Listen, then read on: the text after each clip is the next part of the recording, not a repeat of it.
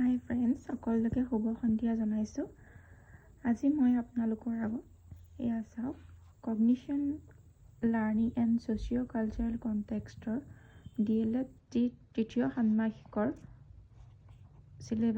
চিলেবাছৰ হয় এই টপিককেইটা। ইউনিট 1ৰ সমাপ্ত লিখিয়ে দিছোঁ ইয়াতে চাওক। মই যিহেতু আগৰ চিলেবাছখন চেঞ্জ কৰা হ'ল, নতুনকৈ 2025 নতুনকৈ চিলেবাছ দিছে, সেইবাবে মই আপোনালোকৰ আগত ভিডিঅ'টো শ্বেয়াৰ কৰিলোঁ। সকলোৱে কিছুমান প্ৰশ্নৰ উত্তৰ আছে, সেইসমূহ চাই ল'ব।